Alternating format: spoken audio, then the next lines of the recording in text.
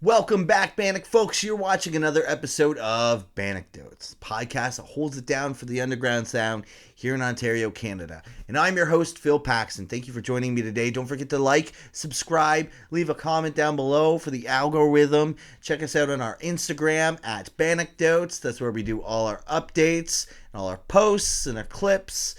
Yeah, it's going to be a good time. Shows are back, and before I get into shows, I was at the show last night in Hamilton with Cold Shoulder and Flashback and Cohesion, and Last Wretch jumped on in the last minute. That was a good time. I'm so glad to be going back to shows again. Alright, Teeth are starting their run of shows. Tonight they're in Hamilton at the Doors. Tomorrow they're in Toronto at Sneaky D's. April 8th they're in Ottawa at Dominion Tavern. April 9th in Montreal at Le Foufou Electrique. And April 11th they're ending that tour in London at Rum Runners. Go get your tickets for that. Thursday, April 7th in Barrie, we got Roadways, High Road Pilots, Mickey Moon, and Voila Swamp. Saturday, April 9th in Ottawa, we got Scorching Tomb, Cruel Fate, Gland, and Leprosy. And they had a venue change for that one, so go look at that up if you're interested in that show. If you're in Hamilton that night, at the Doors, we got Sarin, Pale Mare, Lilum, Scabs Off, and Spook the Beast. That's a stacked lineup. Make sure you go check out that show. April 15th, that's a Friday, in Toronto, at the Hard Luck, we got Loose Teeth with their Wormwood release, with Rust, Still Numb, and Strange Limbs. Saturday, April 16th in Hamilton at the Doors, we get the GAVEL EP released, presented by Off Leash in Heaven. And that's with GAVEL, Mile End, Die Alone, and Still Numb. In Toronto that night, we have Beer Bash with Omnivert, Chainfall, Death Perception, Please Stand By, Dawn Valley, Detest, Angry Spells, Effects May Vary, On Deaf Ears, and Dead Roots. Make sure you go check that out. And that's presented by Tarantula Tapes and Mina Rivera Cannabis. In St. Catharines that night, that's April 16th, we got Foolproof playing with Heart Attack Kids. Sunday, April 17th, Niagara Metal presents Day Glow Abortions with Random Killing, The Nasties, and The Electric Dead at Taps Brewhouse in Niagara Falls. In Waterloo that night, we got at Bad Egg Hunt. That's what they're calling it, and that's with Hex Offender, The Rotten, Ischemic, and Cerberus. And that's at Revive Game Bar. It's Friday, April 22nd, Guelph. We got Frank Ducks, All But Six, Pep Talk, and Suplex City. In Toronto that night at the Bovine, we have GURTH for their video release show, with Oak Rest and Mellow Honey also playing. Saturday, April 23rd in Toronto, it's a free show at the Bovine with choices made, Mall Crimes, The Slime, and The Holdouts. That's going to be a good time. Sunday, April 24th in Barrie, we have School Damage, The Readies, The Holdouts, and that's at Infinity Zero, aka Ask a Punk if you don't know where that is. In Hamilton that night, at the Casbah, we got Blissfields, Herd of Elk, and our good friend Casey Baker, the Neon Cowboy. April 29th, and that's a Friday, we have Faster and Louder Records presents Avern, The Speed Humps, Mind Count, and Dave Rocket and the Jobbers in London at Richmond Tavern. Saturday, April 30th, in Hamilton at the Kill Room, we have Hostage, Scabs Off, Postpartum, New Anthem, Lil Pervs, Nails, and Grim, and more. That's gonna be a really cool show. It's like a hardcore and rap show, so definitely go check that out if any of that interests you. In Guelph that night, at the Jimmy Jazz, we have Dominion, Saf, Prior Convictions, and Laid to Rest. And this is a bit of ways from now, but September 9th and 10th in Mississauga, at Hansa House, we're doing Hold Your Ground Fest 22, and that's presented by Damage Control and Solace Music Promotions. That's going to be featuring bands like Never Ending Game, Mind Forced, Pain of Truth, Dare, Momentum, Gridiron, Cohesion, Cold Shoulder, Endgame, and many, many, many, many, many more. Get your tickets at holdyourgroundfest.com. Holy smokes. it's going to be a good time in Ontario. And that's only in the month of April. So if you're in one of those cities, and I mentioned it, and you want to go check out and support some local music, go to these shows. That's how you support the local scene. Just because you're in a band and you're playing these shows doesn't mean that you get to not go to these shows because you're contributing to the thing. No, go support your scene. We all float with the rising tide, or the rising tide float. You know how that saying goes. I butchered it. If I sound funny today, by the way, I want to point this out. I just came back from some dental work and my mouth is a little frozen, and this is the only time I can record this. So there's going to be a couple words that I'm going to screw up once in a while. So bear with me. Anyway, let's get on to our episode today. We've got Johnny and Carmen of Shot Down Twice. Now, I'm telling you right now, check out Shot Down Twice. They're a really cool band. They're like a local hair metal band. And I know what you're thinking. We have one of those? We do. And they're rad. They got like inspiration from like Motley Crue, like ripping solos. You know, this is the stuff you want. And to be honest, it should be on 97.7 Hits FM. And we know you're listening, so put that on your radio station. Okay, folks? Now, we got into a good conversation. You know, we talked about some 90s cartoons. You know, Johnny's a big fan of Ghostbusters. Johnny and I go way back, before even Shot Down Twice was a thing. He's a homie of mine, so I was glad to sit down and talk to him. And, yeah, it was a good time. All right, folks, let's get right into the episode.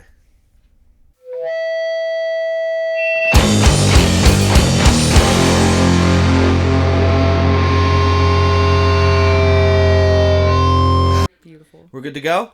All right. Welcome back, Bannock folks. You're tuning into another episode of Bandecdotes. The podcast that holds it down for the underground sound here in Ontario, Canada. The sweater or t-shirt of the week, we got Omar Shoots. He's a local photographer. We've had him on the show before. He also just started a brand new band called Wish Ender that I featured on the new New Music of the Month episodes. So, yeah, go support him. And then my guests this week are Johnny D and Carmen North of Shot Down Twice. How you guys doing today?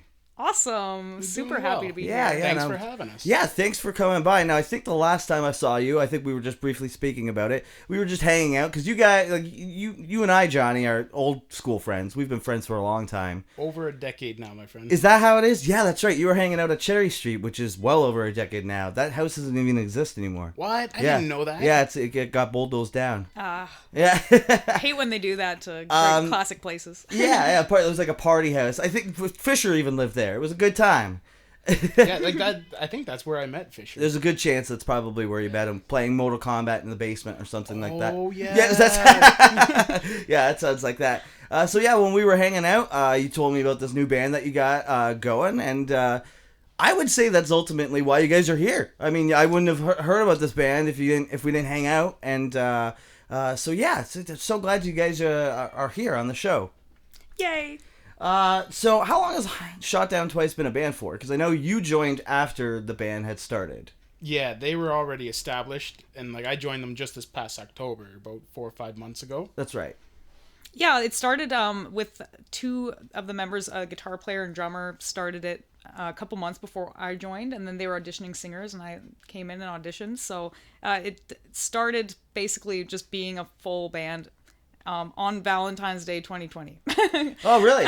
It's like I'll never forget. Like, it's nice to never be able to forget the band anniversary because that was the only and day that's to do just it. Before everything shut down too, eh? It was exactly before, so it was actually pretty lucky for us because I mean we just had to write songs anyway. So. Right. So how did you manage to keep that momentum going through the pandemic? Like a lot of times, like, you know, Kyle and I, we play in a band, and we definitely thought we were going to take the opportunity to take that time to write, and you know, 1 month turned into 9 or something, and we never, you know, we're doing stuff now. But how did you guys manage to keep that momentum going? I guess, like, because it was so new, like, we were just so newly motivated. Like, maybe if we had been going for a bit, like, we would have been kind of discouraged by it. But we were, like, we wrote 2 EPs in the pandemic, so I'm really proud of that. Wow. Like, super proud, and, like, I really like them both. I think it was just easy to stay focused just because yeah, we're just all really, really into it. It was definitely hard when it was completely locked down though, and it was Right. like illegal to be in the same room as like That's right. a couple people. Yeah. When now that you mention it, when you first join a band, everyone's like, let's write some tunes. Like, I'm excited. So I could definitely see how that can keep it going. Also, I'd like to mention you guys are the first two guests I've had on the show. I've had a couple guests, but I've never had two at once. Sweet. So this There is you go. exciting. We're milestoning Bandecdotes. Double fisted. Awesome. I think this is a good interview lineup. There you go. So yeah, you just mentioned that you guys just released a new EP. Yeah. Was it last year? It was January. Oh, that's right. It was the beginning of this year. That's right. I featured it on, I think, the new music of the January. I've definitely featured a couple of tunes. Yeah, I've seen that, which is awesome. I'm super proud. Yeah, so we released the album. I'm super proud of it. Did you play on that? No, it was like all the hard work was done for me when I joined up with them. It's like I met up with Jeff, one of the guitarists, and he taught me all the songs. And he's like, we've got this EP out. This one's coming out in a couple months. He goes, shows are gonna start up. You need to learn these songs and hardcore drill and learn them all. And You did. joined up the band, and And you've been in a music video since though.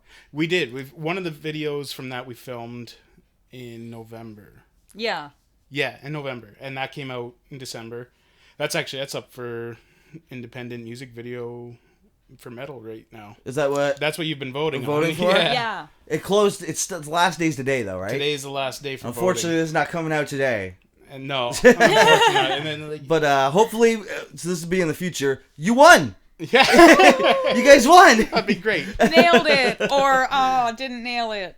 Sound bites. I gave you 2 sound bites. There you go. Yeah, edit whatever one happens. Now, what are some of the plans for 2022 now that things are like finally opening and like you guys are you got the EPs rolling out? Immediately shows. It's like we started booking as soon as they allowed shows happening in February. Mm-hmm. And so that'll be the next couple months. After that, I imagine more writing, and the goal is to do a whole record, like a full album. An LP. Yeah. I would like to do that. I've always wanted to. Like, I've never made an album, I think, like a real album that was over like 6 songs, so. Well, that's exciting. You have any plans for touring at all? Trying to do like the whole hit the other provinces or? Eventually, it's like we've talked about hitting Quebec. Yeah. And then imagine after we go east, it's like go the opposite way, go out west, and you just keep trucking through it, and you play as often as possible, anywhere possible. Yeah. Well, you don't want to play too often in the home city. Yeah. That's something you gotta, because you don't want to get them. You don't want to let them be sick of you, right? You always want to kind of like.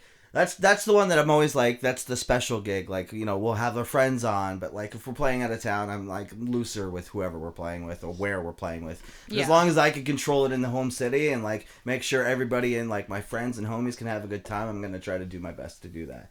Have you guys played any shows last year? Did you guys do any of the stuff before things got locked down?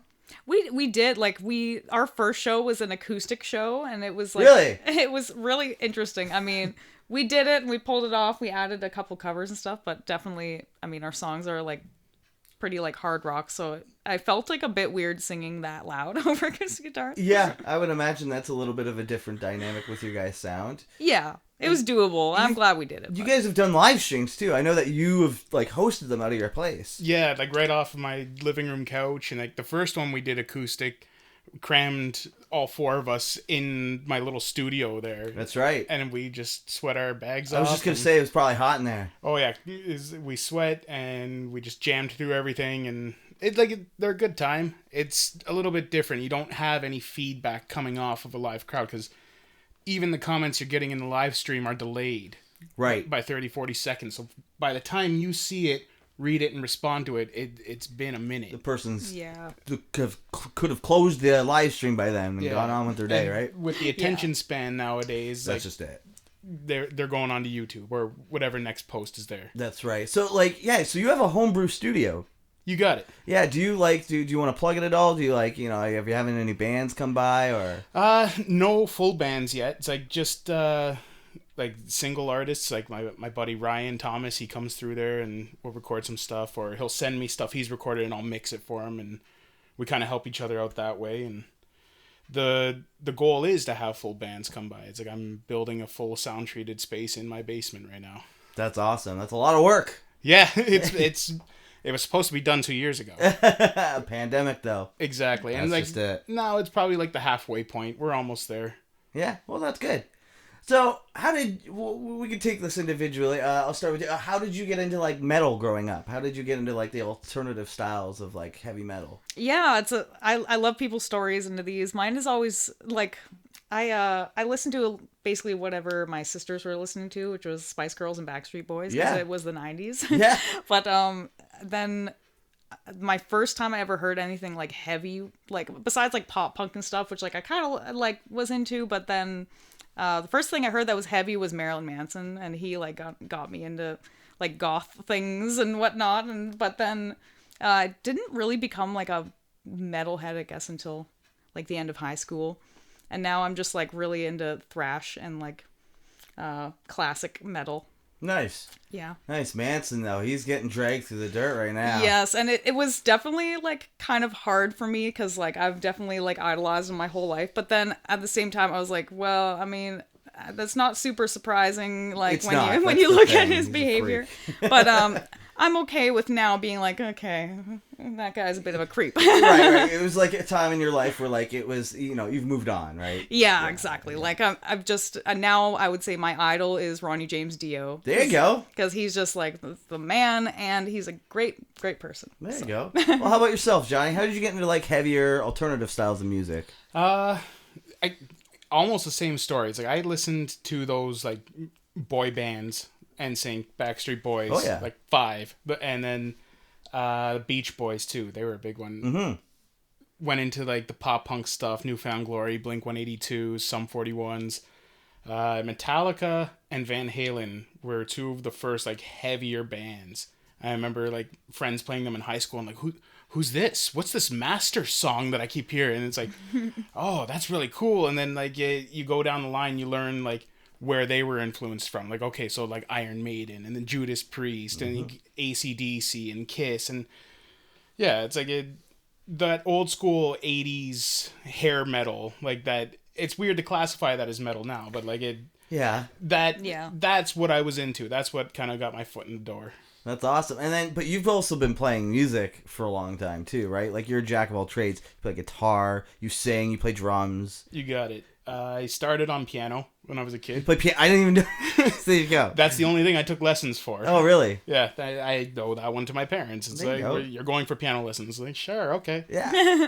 And then from there, it's like all of a sudden guitar comes out and you're able to translate like, okay, well, I was taught this on the piano and it goes like this on the guitar, and the guitar translates easy over to the bass, and I always wanted to play drums. Mm-hmm. Drums is what I wanted to play. So I played that as my primary instrument for about 15, 20 years. Oh, right on. So you have a hell of a voice. Did you do vocal training, or is that all just, singing in the shower? Yeah, I did do a bunch of vocal training. Like I like a show tunes singing teacher when I was a kid. Oh, cool. And stuff, which was really good. And I did like a bit of musicals and stuff. I was always in the choir and everything. And then I just started singing rock and roll when I was like 11. Oh, right on. And yeah, I always had like a bit of a kind of timid and nasally voice. I didn't really like find my voice until I was maybe like 21 or something. Oh, okay. Yeah. But I've sang my whole life. Like a chainsaw. It's like that first time I heard it when I was looking for a band to join, and I looked up there and I was like, oh, that's a voice like a chainsaw right there. It's like, that's the way I described it to everybody. It's like a voice like a siren. Sweet. Awesome. I've always wanted to be that. Like I've always like envied, like especially like women who were like, oh, she has a huge voice. Like damn, like she can like unassuming and then like huge voice. Like I always like was so jealous of people like that. I always wanted to be like that. So well, that's exactly what my aunt said when she saw the live stream. She was like, that voice comes out of that little girl. Yay. Awesome. Yeah, that's the reaction you want, right? Oh, totally. So that was always my dream. Are there any Ontario bands that have caught your attention outside of you folk in the last year or so, or anything that you've been jamming lately? Anything from Ontario? Any bands? Oh, I have one actually I was listening to on the way here. There's a metal band I love. I think from maybe the Waterloo area or something. I don't really know, but they're called North Shroud. North Shroud? You know, North Shroud. Oh my god, it's like super heavy, and it's a female singer as well, but she sounds like a demon from hell. It's like Really? amazing. I haven't heard of them. I always love when somebody suggests an Ontario band that I haven't heard of. North Shroud? Yeah, North Shroud. I'll make sure I let you Yeah. know at the end. Yeah, for sure. I recommend. The biggest one I've gotten into most recently was the one you recommended, was Turnstile. Turnstile. You showed that to me the last time we hung out. You said, I think you'll like these guys. And immediately, as soon as you put Blackout, I was like, yes, this is my brand of heavy music. I like it. Thank you. Oh, I love that you brought up Turnstile, because they just played Jimmy Kimmel. I just sent wow. them That's the video huge, this right? morning, Like, yeah. and they're like, I'm sure a few listeners or viewers know about the band, but they were started off as like a really like DIY hardcore band from Baltimore. They played in other bands like Trapped Under Ice and the other one's Angel Dust. But these guys have been working hard in bands for like, I don't know, more than 10 years. Like, they've been at it. So it's really cool to see someone like Turnstile make it onto Jimmy Kimmel. They also did Seth Meyers earlier this year. So like, yeah, it's really cool to see that kind of like that. That's super exciting. That's amazing. Yeah. Good for them. Any Ontario bands though? My Son the Hurricane, definitely. Hey, we had Jacob on the show. We love My Son the Hurricane. The last Love song, that band. Mississippi 88. Yeah. That fantastic tune. It's got a great groove to it. Yeah, no, and they put on a hell of a show. You said you saw them recently at the Phoenix. Yeah. Oh my God, Jacob is like definitely a madman. Like, Yeah. I loved watching him. So cool. He is well, I can't say he is the Hurricane, because they're all the Hurricane, right? Yeah, totally. He is the embodiment of stage presence, for sure. Yes. He's got a hell of a stage presence. That's for sure.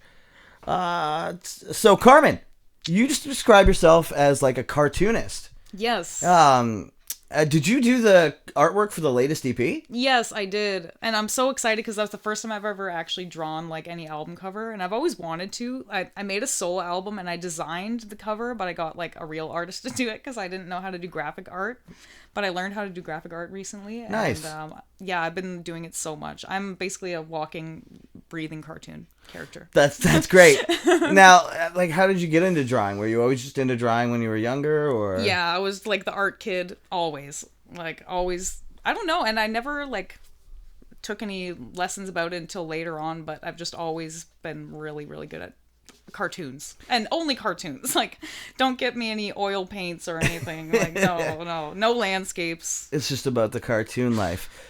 All right, let's get into some cartoons then. What are some of your favorite cartoons? Let's go by decade, because there's a lot of cartoons out there, and I love cartoons myself. Start with the 80s. What are some of your favorite 80s cartoons?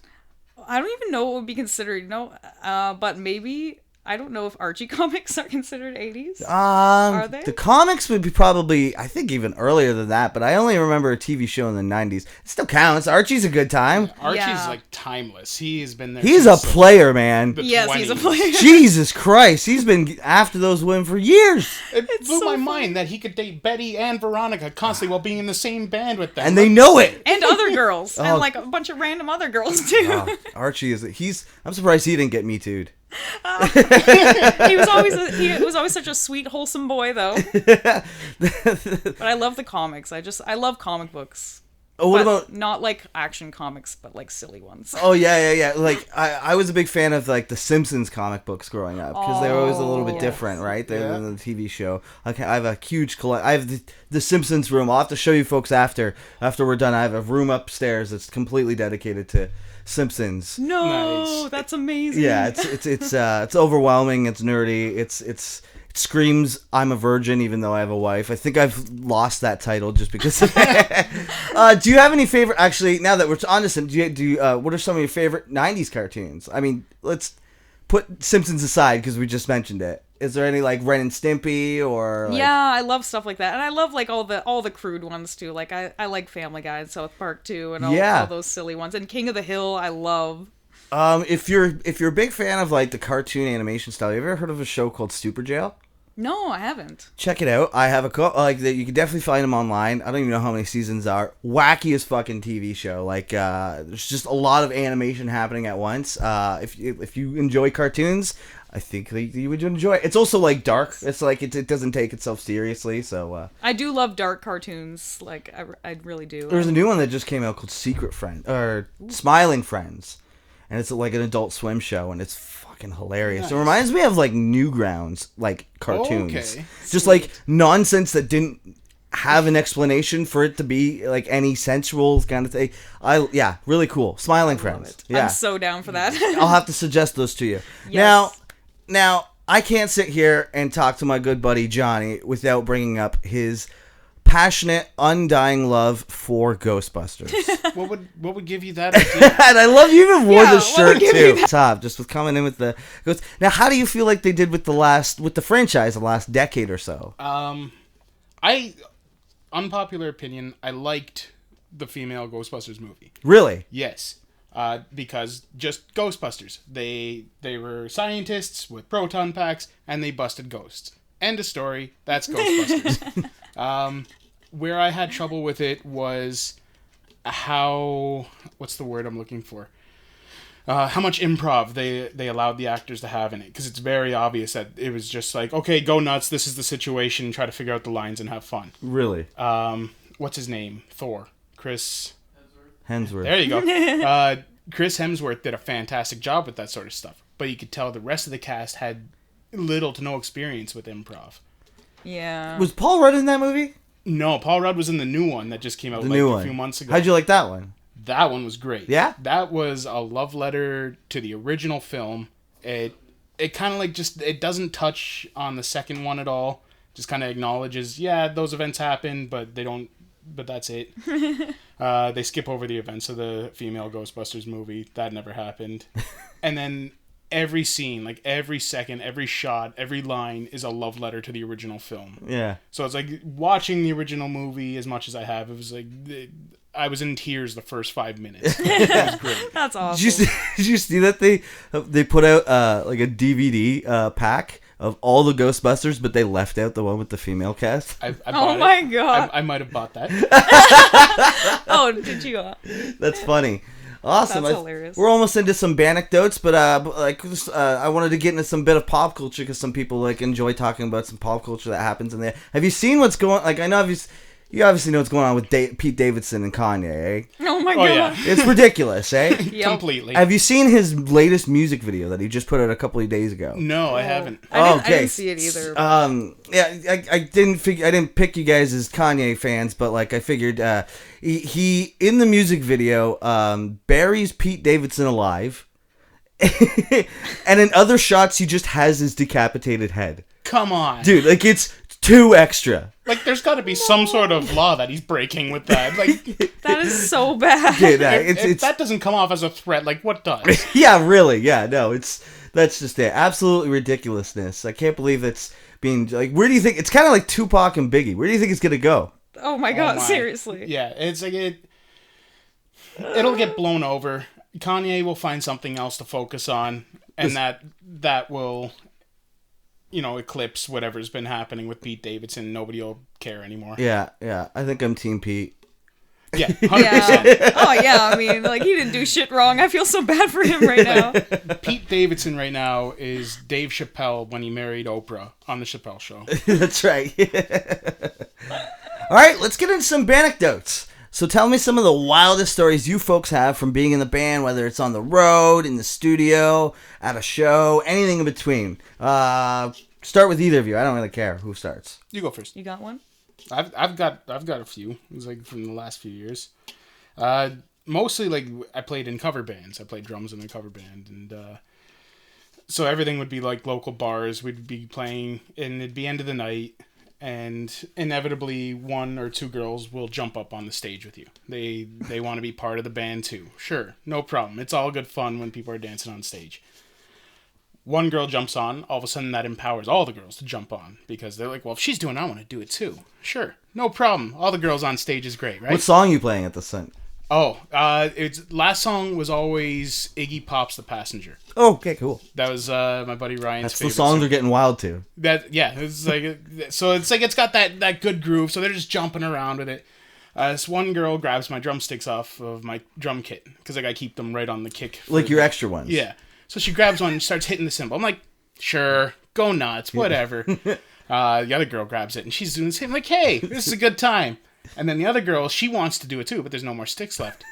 So all of a sudden, out of nowhere, she has this bag. I'm like, where did this bag come from? And she starts swinging it at my cymbal. Second swing comes around and it explodes and rice comes flying at me. And I'm like, what the fuck is all this shit? The bag exploded? Yeah, and then this blackberry comes tumbling out and bouncing away. So she's been carrying around a blackberry in this bag because she's obviously soaked it and she's trying to get the water out of it with the rice. She just grabs her phone and books it with rice all over the stage. What the fuck? See you later. Thanks a lot. I was like, I was going to be hungry after the show. Yeah. It's like they sprinkle you like a wedding. Like you just got... That's what they do, right? They sprinkle... Is that a thing they do at weddings? I don't know if they've made Can't remember it if that's illegal the thing. now. Well... Fastball, congratulations. There you go. That's wild, eh? She had the phone and the rice container, and it just exploded. The bag, and that was the only thing that came out, eh? Yeah, that's all I saw, anyway. Right. Yeah. And at that point, you're not really looking to figure out what else is on the ground. No, finish up, pack up, and get out of there before they come ask what the hell's with the rice. Passenger by Iggy Pop. I mean, just get some people. He was wild, right? Yeah. What about yourself? You got bandecdotes for us? Oh, I have like just so many like little stories. Like I don't like I know that some people have these like long stories about like certain nights and stuff. I don't know. I just one thing that comes to mind is I'm not gonna say any names because I've been in so many bands throughout the years, so this could be anyone. But I've now been cussed out on stage by two guitarists Really? at two separate times on stage while we were performing. How did that happen? Well, I'm only gonna... I've just... Definitely both times the guitarist was super drunk, and it's two different guys, but they were both drunk and in a bad mood, and they both screamed at me. Bad mood, and they just yelled at you. They just yelled at you. I had a similar situation, one of those cover bands, where I was playing guitar this time, and we got a new drummer, and this was our first show we're playing, right? And we're 2 songs in, and the first song, it's like you could tell he was super nervous, like he's tippy-tapping as he's playing, and looking around like this, right? And then all of a sudden, halfway through the second song, he just slams down his sticks and crosses his arms. And no. And we're like, what? Of all songs, we're playing Wonderwall, right? It's like, it's not even like he can blow it. But yeah, he just stops and no. You can see he's pissed. So we're like, okay, thanks. We're going to take a brief break. We'll be right back. I'm like, dude, what's going on? He's like, no, I've never been so embarrassed in my life. And we're like what? Like, everything's fine. We're in tune. We're singing. And you were playing. You were playing, dude. So I was like, I gotta take a breather. Like, I don't know what's with this guy. So I go outside and like I'm having a smoke, and then all of a sudden he comes out 5 minutes later and he's like, okay. He's like, I'm ready to go back on, you guys. He's like, water under the bridge. I'm like, no. I'm like, you're a loose cannon, bro. Like, I don't know what to expect if you're gonna just stop or if everything's no. So we like, I told him, I was like, you take off, and we finished the rest of the show acoustic. Oh my boy. God. I just love like bitchy shit like that makes me laugh so hard. Like when musicians get like really like sad about like a criticism and it like they like storm off it. Like it just confuses me so much because like I've had like it's been a while because I've definitely gotten like a lot better, but like when I was younger and first starting out, I didn't like I had a couple people tell me, you know, I needed singing lessons and I wasn't very good or whatever, but it just like never really got to me. But I remember having one drummer, like this random old man at the bar said that like he needs to improve drumming a little bit or something. It was like just this small comment, and literally for weeks this man was having like mental breakdowns like in practice. He would just be like, I guess I do suck, and he was like trying to do this fill and he couldn't do it, and he like would like cry and storm off, and we're like, dude, that old man who said that like isn't even a musician, like, yeah. And it's just like, and dude, it's like you're 19 or whatever. I was like, it's okay. Like, don't worry. That seems like I've never really ever heard anybody kind of cuss each other out on stage. That must be a cover band thing. You think so? Yeah. Oh my god, it was a punk band thing. Yeah. In the past, it was a punk band thing for me. I used to have this thing in my last band that I would say. The band was called Orbiting Death Ray. We have an album online as well if anyone wants to check it out. But we I used to say when we performed live, I used to say this song is about fighting, at least like one time during the set, because like a lot of my songs were about fighting, you know? Sure. Throwing some hands. And at one point he was just so drunk, he was just like, we get it, every song is about fight, Jesus Christ, or something. And I was just like, and like just kind of like, okay, I'm gonna pretend that didn't happen. But when I got off the stage, I was just like, you need to like calm down. Like Taylor Swift, you need to calm down. You need to calm down.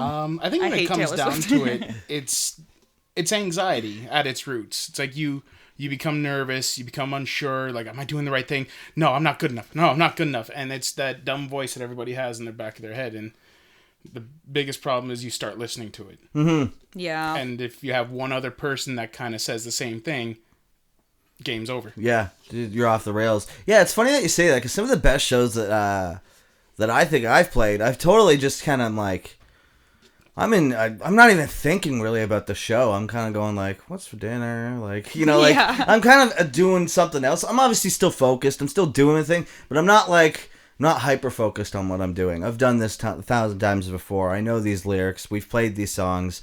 I'm just gonna have fun. And then there's been times when I'm with Hellbent where I'm just like an absolute, like, I don't want to say I don't take it serious, because I definitely do take it serious, but I don't take myself seriously, if that makes sense. Like, obviously the band thing is like an endeavor, but like, have fucking fun with it, man. Yeah. Like, just Yeah. like, be an ass, be a jokester. If you fuck up, own it. Like, nobody's perfect. You're not gonna fucking do everything perfect. So, like, yeah, you gotta get out of that mindset where, like, oh, they're fucking judging me every single time. No, you don't know their names. You don't know your names. They've forgotten about you by the end of the night. They just want to show up for a good time. Give them the good time. Exactly. Yeah. You're just a person like trying to like play music and stuff. Like I just found that anytime I've been like really comfortable with myself and happy, it's like that's when I put on the best show. Like, so it's just like I don't do any negative like music self-talk like that. Like unless it's like constructive, but I do not insult myself like that anymore. Mm-hmm. Like I used to, but yeah, like, it makes you perform shittier. Even just coming out for these guys, and when I was still auditioning, and I just played the first show with them, and they're all like, "Yeah, you're in." Back in my head, I'm still going, "You're not a bassist. You're not good enough to play with these guys. Like, what are you doing? Stop wasting their time." And you ignore it and you power through. You're like, no, they're telling me I'm doing good. Like I know I'm doing good. Like I didn't make any mistakes. Like, yeah. This is good. That voice is just an asshole. Yeah. And now you folks have an in-house studio producer, so I'm sure like all the tunes coming forth are definitely going to be under. I'm sure demos will be done under your roof. That's at the main goal. Is like if we have any ideas, we can get it recorded immediately. Punch them out. And from there, it's like if it needs to be polished, we can take it to another studio. Mm-hmm. Yeah. That's a really nice thing to be able to have. Yeah. My drummer in Hellbent, he's a producer. So okay. So yeah, any Hellbent stuff, and most of the Sinner stuff too, has been all him, and yeah, awesome. Super convenient. Yeah, to say the least. And I call him all the time. Actually, I called him before you folks came over because I had a question about that mic. Because you guys, the first time that I had two people on, and yeah, he answered all my questions. Shoutouts to Nick Ginn, since I'm talking about him. So using that figure 8 pattern. Yeah, yeah. So let's get back into some more bandecdotes. Any more bandecdotes that you guys have that you want to share? I did remember actually one time I performed at a fundraiser for dogs with a cover band, and someone let like dogs loose in the thing, and they were like coming up to us while we were playing, and it was kind of awkward because I was just like, I don't want to step on them or anything, and they're like jumping up, and like I'm just like, hey, don't knock that over. The dogs are coming up. They're like, can you play Baja Gang Who Let the Dogs Out? We're a big fan of that tune. Yeah, exactly. I was like, hey, make sure we play very quietly. Yeah, really. Their ears are sensitive. Oh yeah, I never even would have considered that. Was that outside? It was inside, oh, and really? like in a big room, and I was definitely like, should you guys be sitting these dogs free? Yeah, that was like, yeah, I'm sure their ears would have been super sensitive. Yeah, it was definitely a weird choice. So it was a fundraiser, though. Yeah, it was a fundraiser. They would have known, and they were auctioning off things that were signed by Don Cherry. Oh. And that was like how they're raising money. I thought you said Dog Cherry. Dog Cherry. He's just That's he's awesome. a popular hockey coach in the dog community. Yeah, exactly. Well, he would be the kind of dog he had too. What was that? Like a pit? Oh yeah, what's that thing Pincher? It's a Not bull a pin- terrier, I think. Bull terrier, Yeah, there you go. yeah. That's what Dog Cherry would look like. There you go. Awesome. Any more Bandecdotes? Yeah, there's a few. It's like, I think one of my favorites, like, that I laugh about with my buddy Ryan is, like, I played in numerous cover bands with him. We played a birthday party once out at Bissell's, somebody's birthday, and we're having a good time. We're playing. This lady comes up to him and, like, point blank, like 6 inches away from his face, and she's going, "You're too loud! You're too damn loud!" And he's like, "I'm sorry, I can't hear you. It's just too damn loud." And I heard this from the drum set, and I'm laughing my ass off, and I lose time and shit, and like that I love is like just being quick on the spot, being able to deflect them, because like it's just one old lady out of like a couple hundred people, and it's like, please, lady, everybody's having a good time. That's wild. Another one we played Grape and Wine downtown. We're at Fiddler's. Like on a float? No. Just like in the bar. It was Okay. like right after the parade, but before everything at Montebello yeah, got yeah, going. yeah. So it's like midday, almost evening time, right? And the place is packed. We're playing, and the people just keep coming closer and closer and closer. And there's no stage. We're just like right on the floor. You shove the pool table out of the way. That's where you play. Eventually got to the point where like they're dancing in between my bassist and my singer, and then they're like, well, fuck this. They just unplug and dip out, and I'm like, well, I guess fuck this. And like I jump out and we all head out the back door, and they just keep going because they put the house music on, and like so an hour later they clear out and like their pedal boards are stomped on, and it's like these people just didn't care. They're just that drunk. They just kept partying. The transition was seamless because they just kept you unplugged and they turned on the house lights and they're like, yeah, there was like a zombie, but they danced.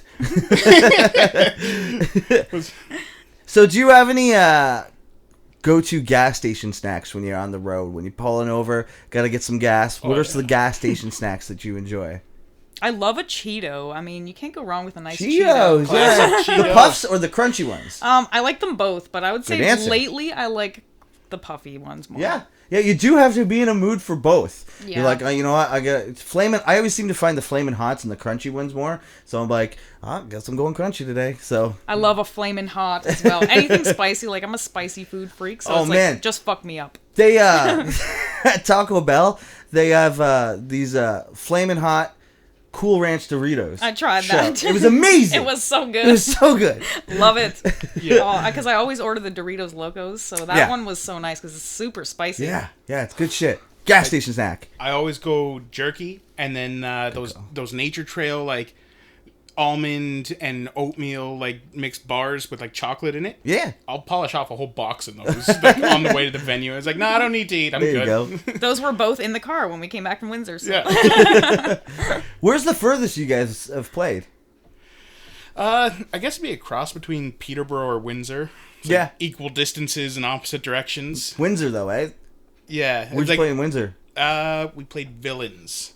Yeah, Okay, I don't know Villains if I've ever... Bistro. Yeah? It was a very cool spot, but like one of those echo chambers. You can't hear anything going on in there. Yeah. That It's like, sucks. I could hear my vocals. You're playing, like everybody's cranked, but you can't hear anything. Yeah. Yeah, I like that place. Where's the furthest you'd like? Where is the dream city you'd love to play? Florida. Florida. Yeah. Really? I love Florida.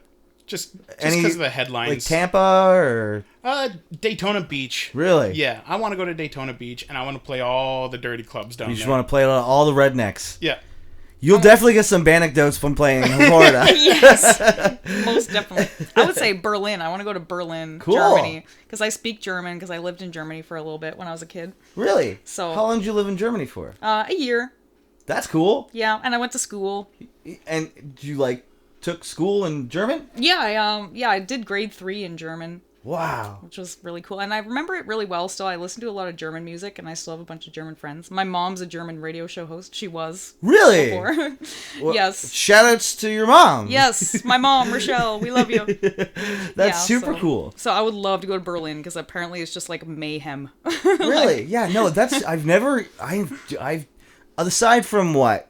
I mean, all I know is Rammstein, but like, I don't really know. I've never even really heard of much of a scene in Germany. That's really cool. It's cool to know that. They love metal. Like, I they bet. are headbangers, and they're probably a little bit like weird. So I better be careful when I go.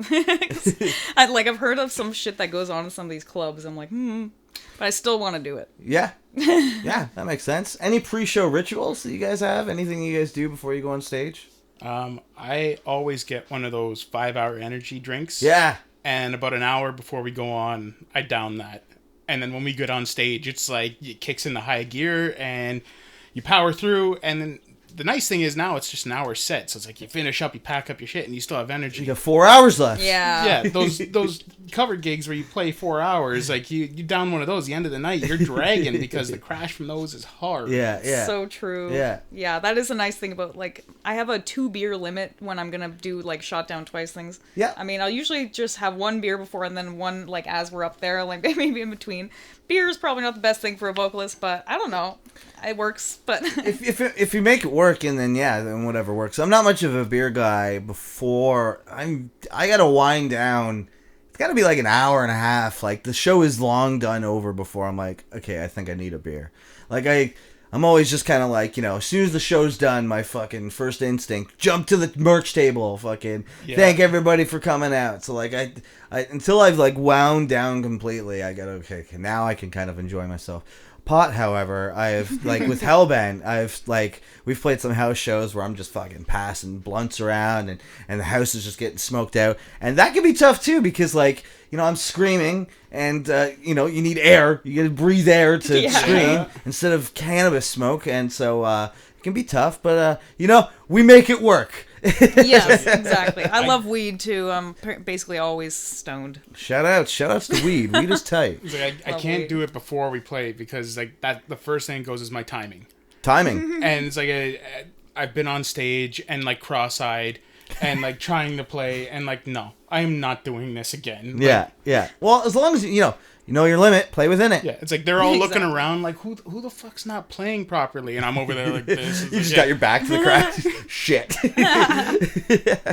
That's awesome. Now, let's say Shot Down Twice is at the limit of Metallica. You guys are selling out arenas. You guys are fucking full-blown tours. What's the rock star dream rider? What's waiting in the green room for you before you play? You got an unlimited budget. You can do whatever silly stuff you want. You can have celebrities, any sort of food, entertainment. I would go with a solid bottle of water afterwards. Just because when we're done, like after that 45-minute set, or whatever you get, I am thirsty as hell. Yeah. It's like the first thing I want is water. So yeah, give me a liter of water and I'll be happy. You really built that up. You're like, give me the most expensive, solid bottle of water. That's it. It's like, Brita, that's it. I'm good. I'm simple. That's it. Just a bottle of water. Yeah. That's the most simple answer I've ever heard from anybody. And the healthiest, probably. I've heard veggie trays. I've heard some people want water, good. but you just want one bottle of water. Just one bottle of water. Voss? It's enough to quench Anything my thirst. like any special water? No. Smart? Like, even, you know what? Even if it's tap water, it's like, I'll chug from the tap. You are the most humble guy that's ever answered that question. What about yourself? Do you want anything in the green room waiting for you? Yes. Again, you got an unlimited budget. Well, the main thing is I would want in the room waiting for me some goddamn peace and quiet. So I would love to be able to like get off stage and just like everyone else worry about getting everything figured out and I just go home. Go into a room separately and maybe lay down for a half hour or so. Exactly. Or, like I do love to after party and stuff and hang out with people, but it'd be nice to just disappear whenever the hell I want. Like Yeah. I'm a little bit introverted, but not too much. Like I'm super outgoing, but it would just be nice to always have that option because a lot of the time it's just like, God, I hate getting off there, and you're just like, hey, I put all my energy into that show. Now it's time to tear it down. Yeah, and drive I home. Totally relate to that. And I am very much an extrovert, especially on stage. But like, yeah, as soon as the show is done, I don't necessarily want to sit around and talk to people and thank them. I mean, like I do. Like obviously, I'm thankful for them to come out, but like, it is a different kind of energy, and it feels more draining because it's a lot less like, I mean, you go on stage to play music because you enjoy it, right? When you get off stage and you have to kind of do like the show face and kind of, it can be exhausting. It can be very draining and it can be tough. Yeah. Yeah. So exactly. I totally relate with that. Like, I understand. If I had it my way, yeah. Close the curtains, shut her down. You just saw me perform. Maybe like if I was at the level of Metallica, maybe like a quick meet and greet, but like nothing too extensive after that. Yeah, exactly. I do think I would have a lot of fun. Like, I mean, I don't know about this in my future or whatever, but it'd be really cool, I think, to do like meet and greets with people who like were really into your music. Like, I would just love to hear about like kind of how people like take my music and what it means to them and stuff. Like, I really like hearing that, especially when people pay attention to my lyrics. So I think that would be a really cool part of it. And I would definitely participate in that. I would be talking to the audience after, for sure. That's super cool.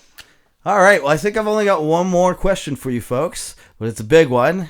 And you've answered a little bit of already, but I'll need your top 5 favorite artists of all times. If you can't give me 5, give me 3. Start with Johnny because you already spat a couple earlier in the episode. Yeah, it's like when it comes to music, I really don't discriminate. Like I love it all. Yeah. Lately, I've been really listening to Necrogoblicon. Oh, cool. Like the new stuff they're coming out with is super catchy and really heavy. That's the one with the guy that runs out on stage as the Goblin, yeah, right? like he's like a glorified member of the band. What's his name?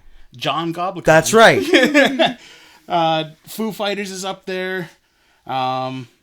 Van Halen's always classic. And then, I guess, what else have I been listening to? Dua Lipa and Jessie J. Nice. Like, super I like pop. them too.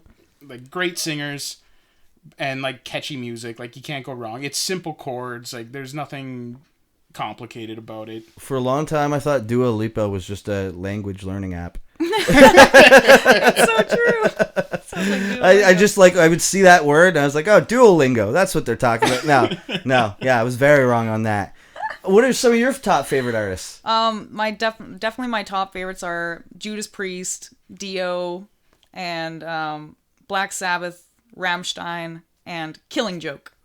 Really? Those are my favorites. Cool. Yeah, I love a guest that could come on and nail that question because some folks that go like, "Fuck, I haven't thought about that question in years," and like they can take their time because it is a big question, right? We all listen to a lot of music. I'm sure yourself, like you said, you don't discriminate, so like I'm very much the same way. You listen to a lot of things. It's hard to hone in those 5 artists, but I love that you guys just spat them out real quick. Yeah, I mean, it's like there's a couple of bands I feel bad leaving out, but like definitely all the ones that I like put in there, I do not regret. There you go.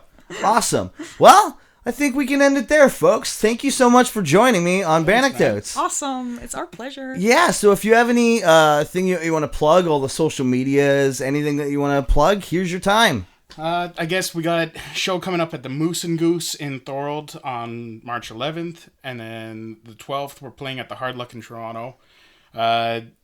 Saturday after that we're playing Newmarket, Yeah. the Lions Pub, and then I've got myself a solo song coming out on the 25th. It's like just one of my own tunes that I've got, and Yeah. And I would say the best place to find everything is shotdowntwice.com because like merch, videos, music, everything is there. So, and tour dates and everything. So that's the best place to go. Perfect. Awesome. Let's end it there then.